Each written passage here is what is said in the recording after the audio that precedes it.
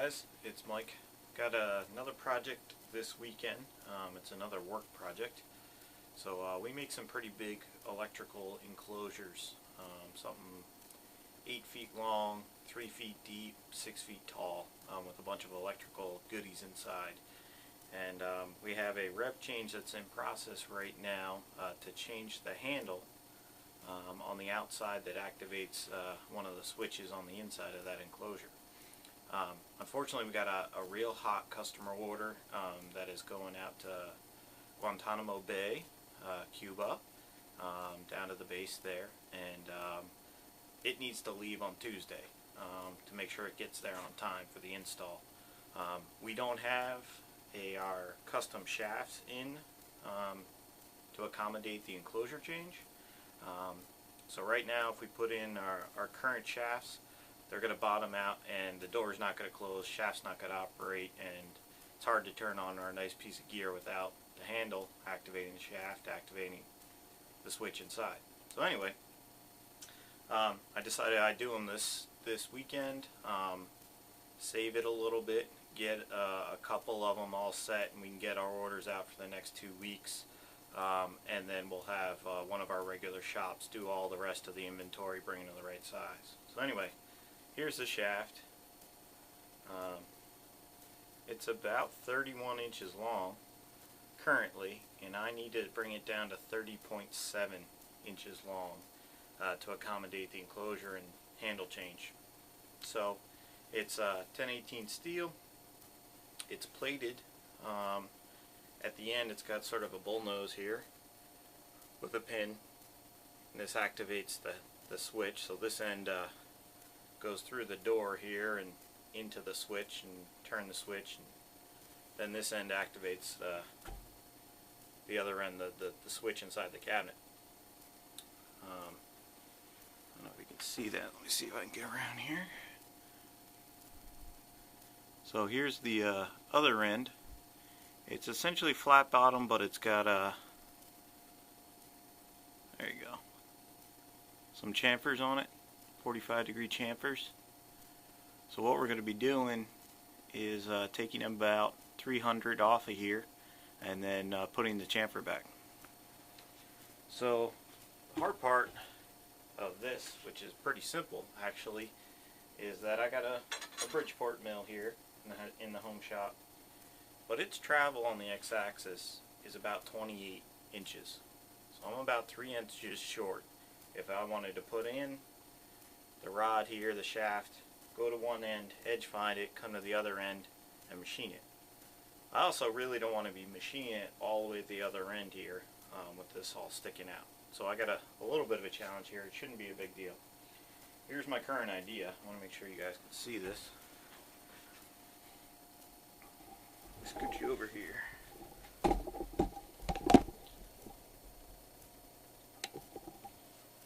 Hope you can see that.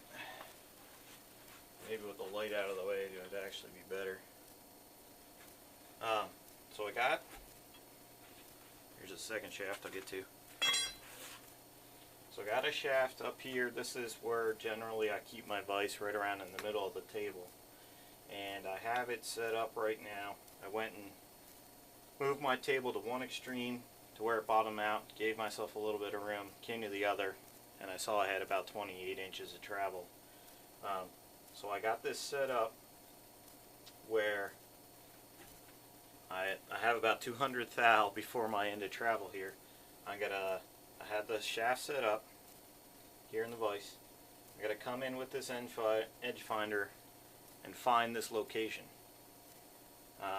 Establish a zero on the end of the shaft. I got to come all the way over here somewhere around comfortable. I got a screw jack here. I don't like how long this is sticking out though, because it's really easy for me to sort of bend this up and down. And even with my hand, you can see it bending pretty easily. So I'm going to come out here something easy to remember, 20 inches or something. And I'm going to drill and then ream for a dowel pin, 1/4 inch dowel pin. And then I'm going to go ahead and press fit this in to that hole. then what I can do is I can take this out of here. So essentially I'm going to create a sacrificial test setup because I'm going to do 10 of these, and I want to make it a little more production oriented. You know, I'm going to set some stops and some fixturing so I can just rock these out once I get it done. So I'll set this in here, then I'll break this all out. I'll take my vise, move it all the way to this side of the table. Okay, put it over here somewhere. I'm going to take the shaft, bring it all the way to the other end. I'm going to set some kind of stop here so I can fixture off of that every time. Then I'll indicate off of this dowel pin, and I'll know that I'm exactly however it is, how far it is. I don't know how far I'm going to do it. Then I can set that as a reference point, and this much shaft will be sticking out of the edge of the vise. It'll be nice and rigid. I can come here, lop that off to the right dimension, do all 10 or 9, whatever it is. Then I'll reset up to do a 45, and we'll be good to go. So that's the plan. That's what I'm going to be doing. I think we'll get started. I got to give myself my light here. Maybe I'll put you behind me. Try that.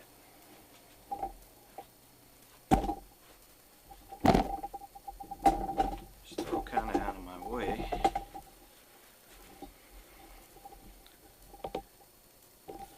Or to the side, maybe.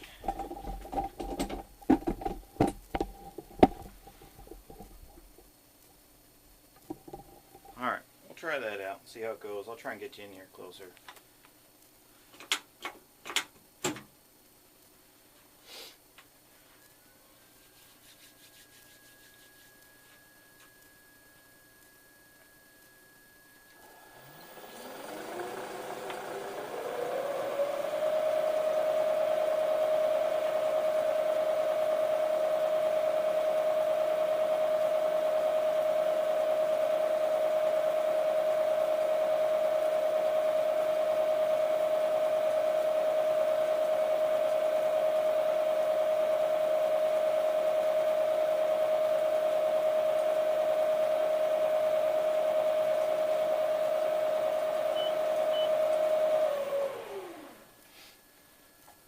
Touched off with my edge finder, found the end of the shaft there, came over the radius of the edge finder. I have a 0.2 inch diameter edge finder.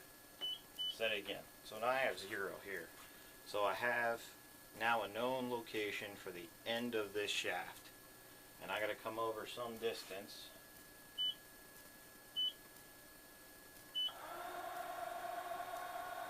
And look here what looks good.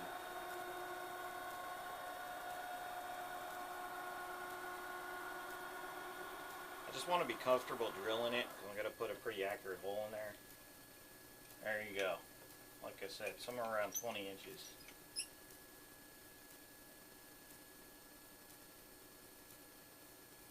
So that's 20 inches right there from the end of the part, end of the shaft. Right here is 20 inches.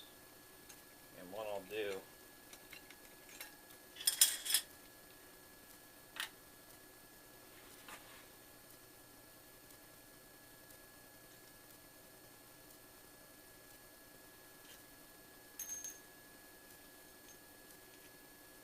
give myself a little bit of tension there, because I'm going to be coming in here and drilling right in that location.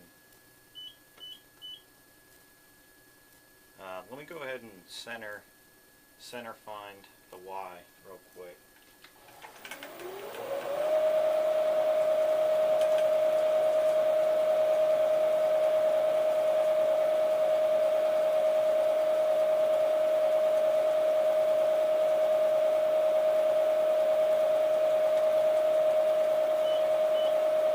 Touch 0.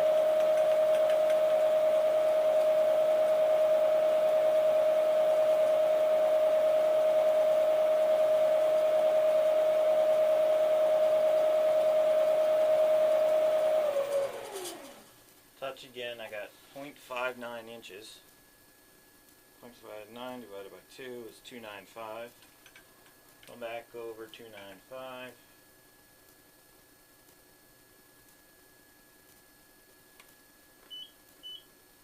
set that to 0. So now I'm centered also in the Y, so you know when I drill this I can go ahead and get it centered. It's not that important because I'm essentially not going to be able to use this in production once I put this hole in it, but I just like to do that.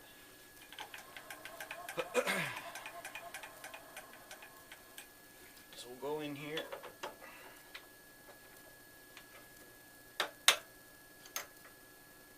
Get our drill chuck in.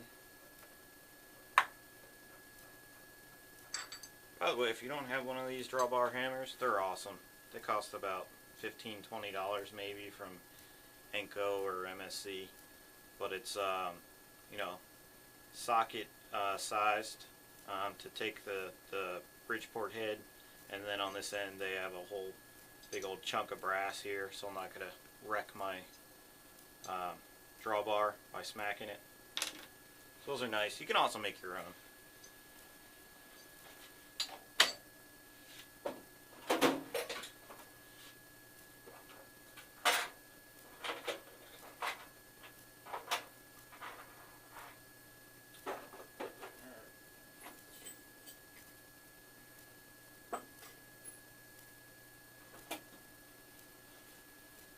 Yourself a nice center drill. Now this is a 1/4 inch dowel pin, I think. I just grabbed out of my scrap bin. Not scrap bin, but inventory there. Yeah, it's a 1/4 inch dowel pin. I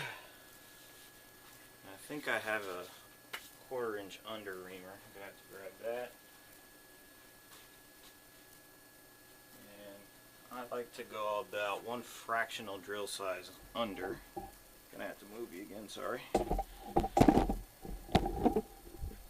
Go over here to the reamer inventory.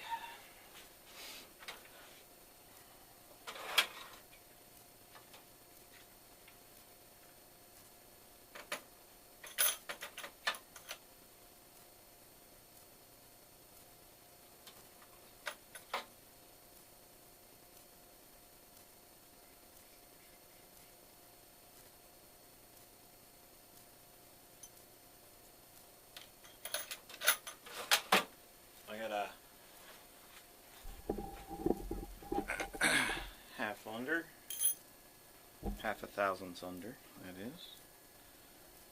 I'll bring you a little closer here, get you oriented, and let's see how do we do this.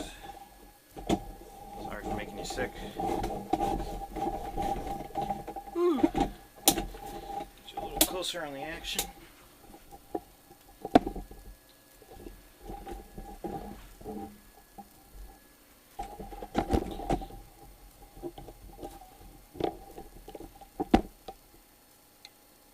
That's going to get you closer in the action.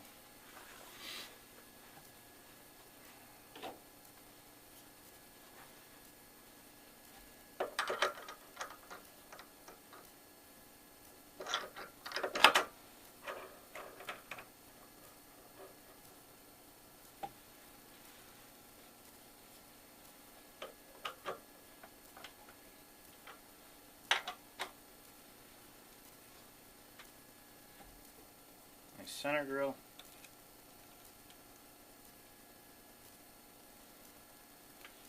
Go ahead and drop the table a bit here.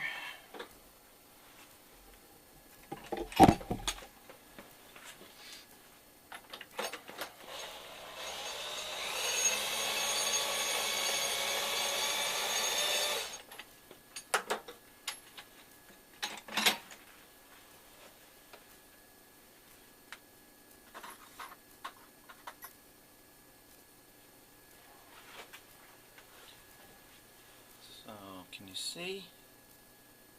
I think so. Alright, so I always like to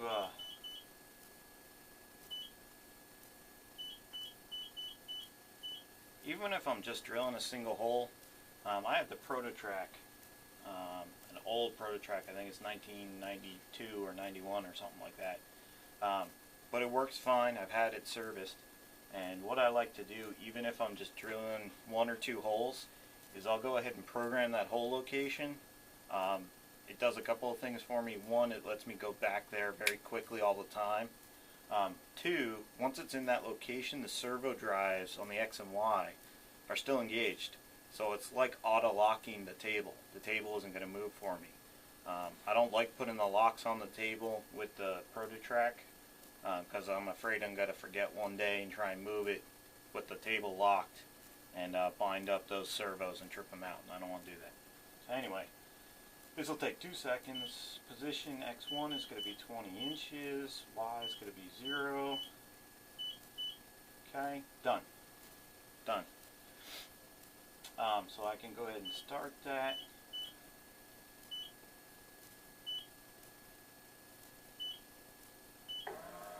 Now I'm going to go right to that location. Well, it's going to go right to that location for me.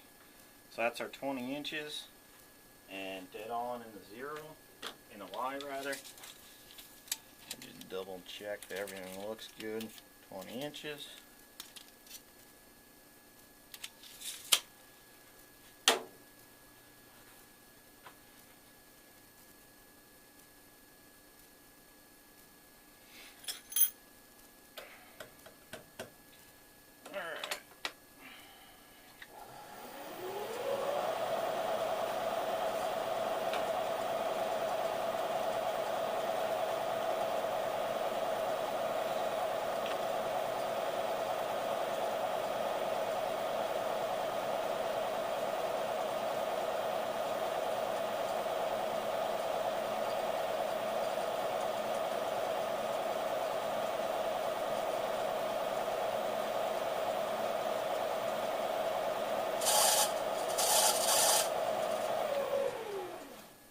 Stuff's hard, man.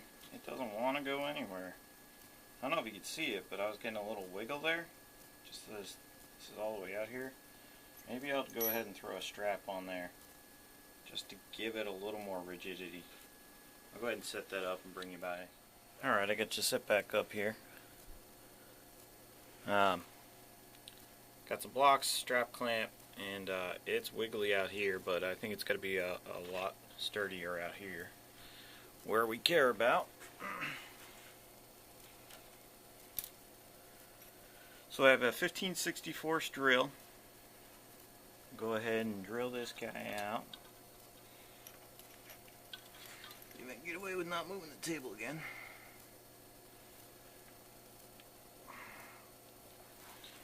And it's going to be a little awkward because you guys are kind of where I want to stand. But let's see how it goes. Let's see, 1018 steel. I forget what the SFM for that is. But we're at, what, 1,000 right now. I got a 1/4 inch drill essentially, so 4 times the surface speed divided by the diameter will give us the RPM. So if it's somewhere around 60, I'm good, because that'd be 4 times 60 is 240. Divided by 1/4 or multiplied by 4 is right around 1,000, and it can't be a whole lot more than that, so we should be pretty safe here. Alright, let's see how it goes. Center drilling it was a little rough. It didn't like it so much, so let's see.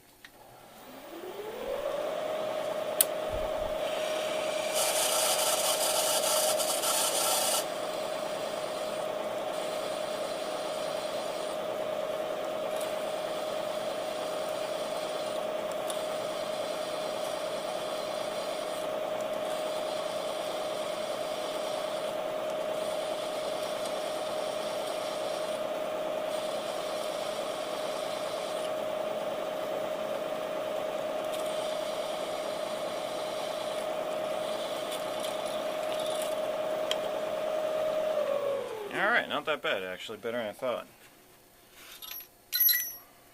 I'll get you later. Alright, now let's go ahead and ream this. So I'm going to pop the drill chuck out. Again, it's kind of awkward. You guys are taking up my space.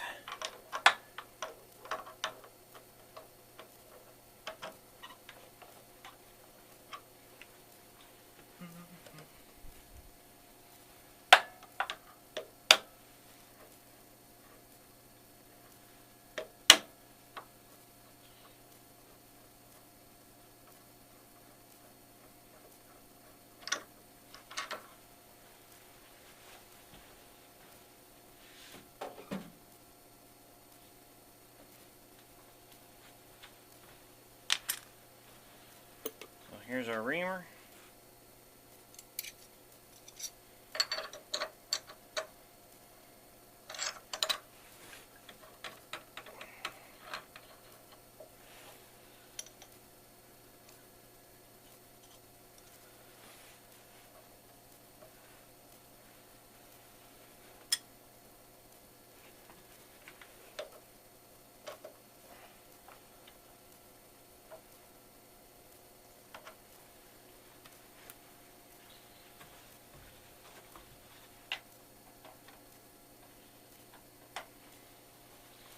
And on reamers, you definitely don't want to burn them out.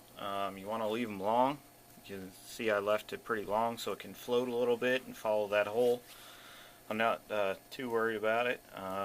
And you want to run them maybe half the speed you would for a drill and about twice the feed. You go down, you come out. That's it. Make sure you lube it. So we're going to bring it down to about 500 RPM. Take care of this.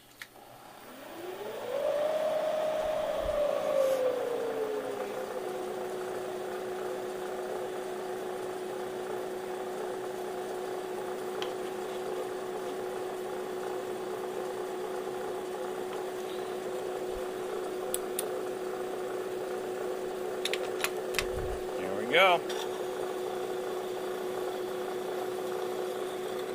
Down and up. That's it. There we go. One reamed hole in the middle of 20 inches. So we got 20 inches now, and now we got a place we can indicate off of. That's a pretty nice hole. It looks pretty good. Hard for you guys to see. Alright, so let's crack this out.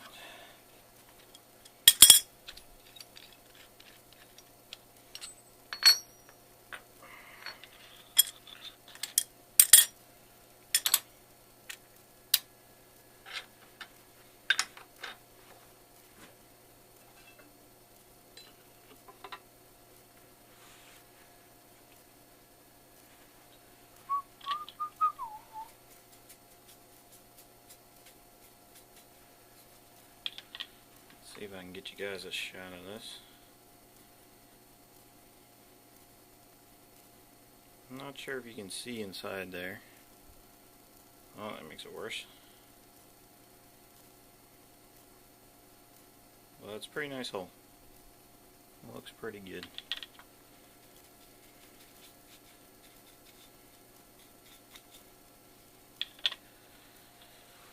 Alright, let's go to the arbor press.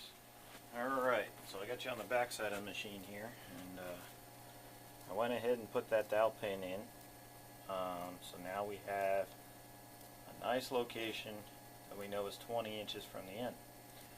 So, I cleaned up a little. I want to move this vise over here, this end. I made a little Sharpie mark here kind of when I was doing my limits of travel test there, so I know kind of where the spindle's limited. It's going to get masked there by the vise. So I know I want to be working a little inboard of that, give myself a little bit of room. So let's break this off.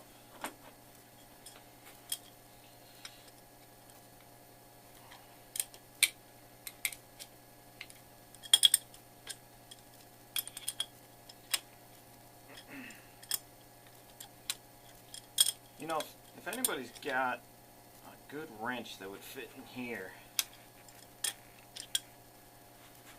I'm always fighting this thing. I should just make one. I cannot find a commercial wrench that sort of fits in there. It's got to be really skinny. The adjustable is just, you know, it's too big. Maybe I should just take an adjustable and grind it down. So that's not a bad idea. We'll do that. Not now. Some other time.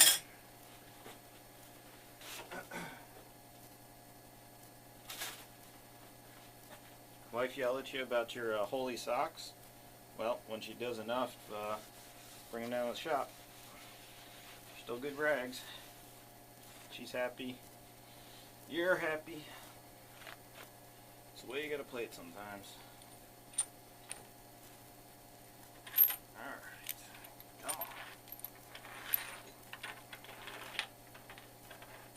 Keep these guys out here somewhere. That mark.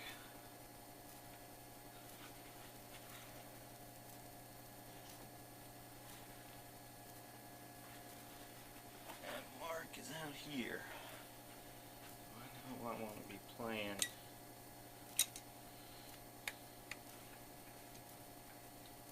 Somewhere around there.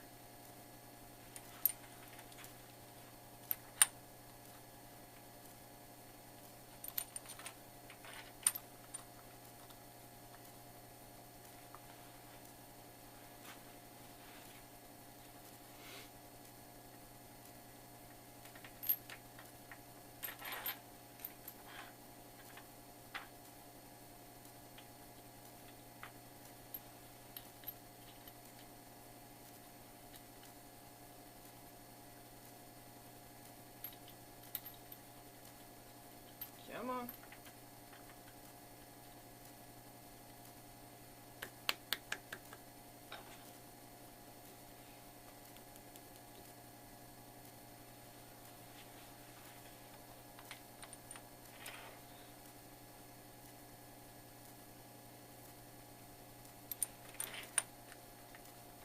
This vise does have a key in the bottom of it to kind of align you with the slots in the table, but it's not dead on, so I just use it as a guide.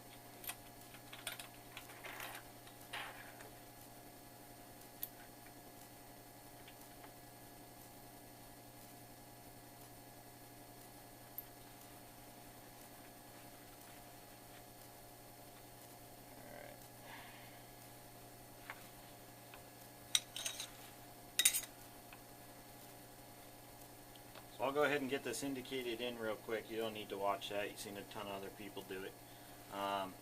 And I'll bring it back when we're getting ready to set this up, and I'll show you how we're going to do it. Alright guys, so we got our setup all dialed in now.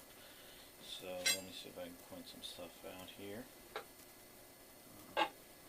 This shows up well. Yeah, okay. So we got our shaft back in place.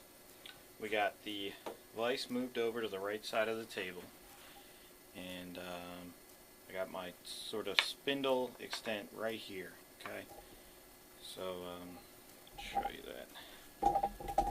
Shaft is just sticking out there, just a bit, and my spindle just goes a little bit proud of that. Okay, so I indicated my vise back in. The shaft. Now I can go all the way across the table. Here's that dowel pin we put in. That's 20 inches from this end. Another screw jack, real light, just to support it horizontally. And then I went ahead and used this stop that I actually got as part of the auction, part of the toolbox rather, the Kenny toolboxes. So the toolboxes I got were from a tool and die maker, and you know, I wish I had known him. He had passed, and I was fortunate enough to get his stuff, but in there he had this nice sort of stop that obviously had made. It's aluminum, it's an upright and a horizontal piece, and you know, kind of, he probably just slammed it together one day and then used it for the rest of his life, probably used it for 30 years. But it's got a series of holes here with set screws or Allens or whatever, and then the way I got it is this is an ejector pin that mold makers use, is what ejects the part out of place. And on this tip he's ground a really fine point. I don't know if you can see that. So I got this all set up here, kind of kludged. I'm sitting on top of an Allen key to get the height right, because I was in between two of the heights here, and I'm just being quick and lazy and I didn't feel like getting it. And then I set this. So this shaft is pushed right against this point, and it's nice to have the point, you know. I mean, you can see how much the shaft moves. I don't know if you can actually, but I can move it up and down. It's kind of just scratching the surface. So I'm going to be using that as my repeatable stop to do all these shafts. And I'm essentially, I gotta come over and see how this one works, as far as how it wants to cut. So anyway, I'm gonna put my indicator away.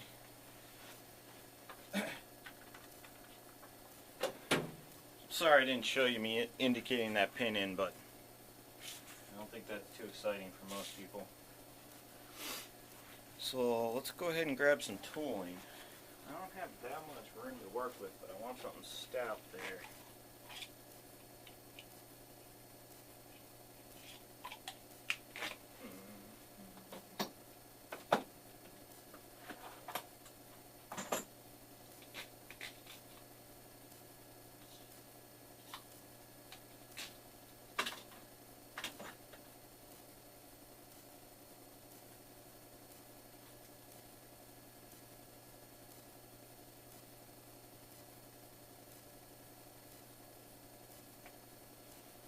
Try this out. Just gotta grab a 1/2 inch end mill. Center cut, it's carbide.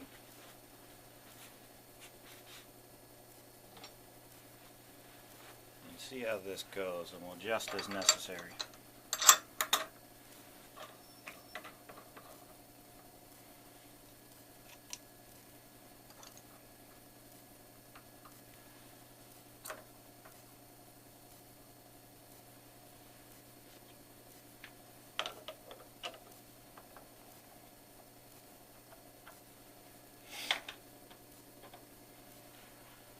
Show you here.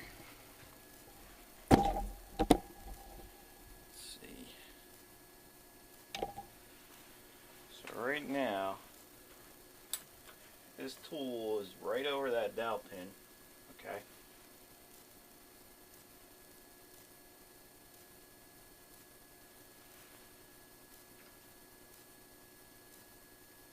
Okay. Something with the light back there was making a weird shadow. It made me freak out there for a second. Take you for a ride. So I'm right over that dowel pin. Okay, in the X and the Y. And I set it up so that's 20 inches in the X, 0 in the Y, forget about the Z. So now we're going to come over .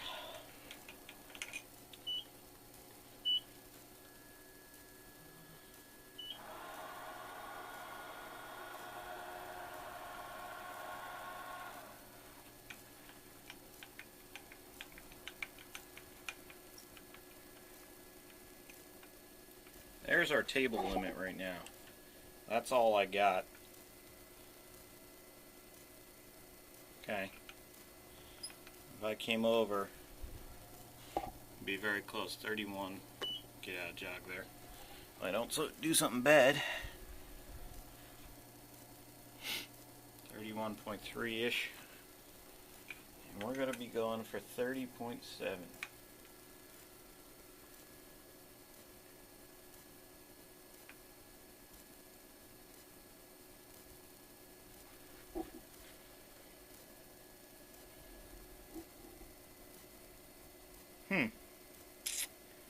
That's pretty close to the edge there.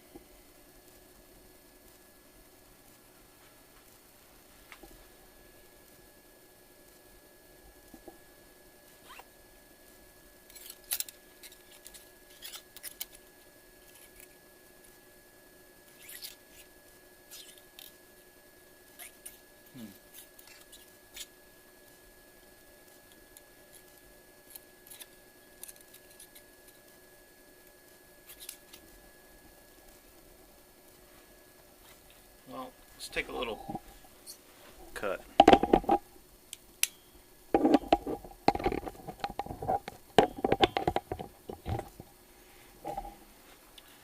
Where can you see that you're not blinded?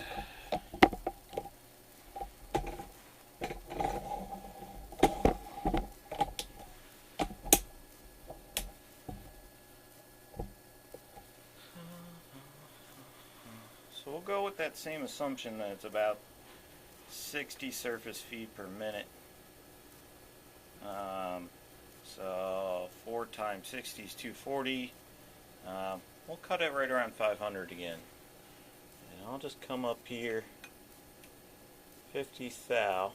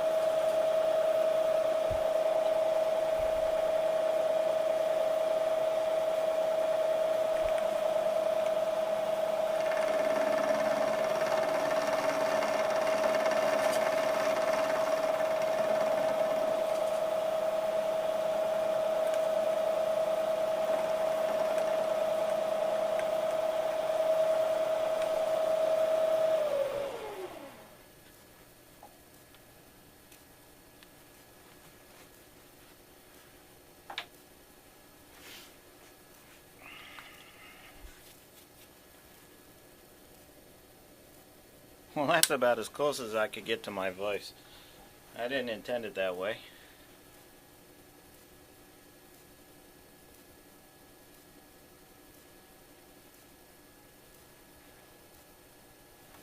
I don't like that. Too close for comfort. Should have checked it. Suck. Alright, well, we'll go ahead and break this free. Move it over. All I gotta do is move it 50 thou. And I'll feel a whole lot better about it. And then we can go ahead and get this going. Alright, I'll come back to you. Alright guys, I'm all set up to actually cut this stock. So what I'm going to do is I'm going to just use the horizontal saw here and cut the little end off, leaving me about a 1/16, 50, 60 thou, something like that on all of them, so that I can, I don't have to take as much stock. So I got 4 of them ganged up. I'm going to cut them all at the same time, and that'll bring us to rough size there.